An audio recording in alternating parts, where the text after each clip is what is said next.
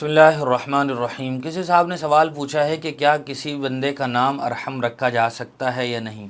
اس سوال کا جواب یہ ہے کہ ارحم نام رکھا جا سکتا ہے۔ اصل میں سوال ذہن میں اس لیے آتا ہے کہ ارحم کے معنی ہوتے ہیں سب سے زیادہ رحم کرنے والا، تو چونکہ سب سے زیادہ رحم کرنے والی ذات تو اللہ رب العزت والجلال کی ہے،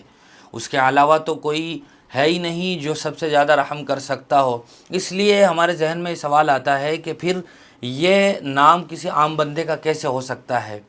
تو یاد رکھنا چاہیے کہ ارحم نام رکھا جا سکتا ہے۔ حضور اکرم صلی اللہ علیہ وسلم نے حضرت ابوبکر کے لیے بھی اپنی حدیث میں ارحم کا لفظ استعمال فرمایا ہے۔ آپ نے فرمایا ارحم امتی، کہ میری امت میں سب سے زیادہ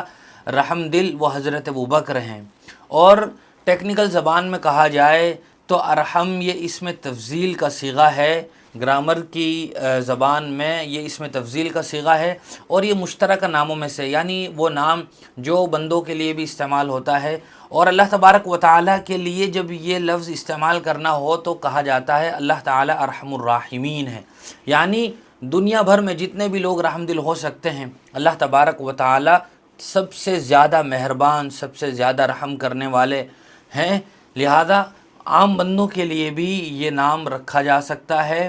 اور ایک حدیث میں حضرت انس بن مالک رضی اللہ تعالی عنہ ارشاد فرماتے ہیں کہ میں نے آپ صلی اللہ علیہ وسلم سے زیادہ کسی کو اپنے اہل و عیال پر رحم کرنے والا نہیں دیکھا، وہاں انہوں نے بھی ارحم کا لفظ ہی استعمال کیا ہے، لہذا یہ نام عام بندے کا بھی رکھا جا سکتا ہے اور کسی طرح کے شک و شبہ میں مبتلا ہونے کی ضرورت نہیں ہے۔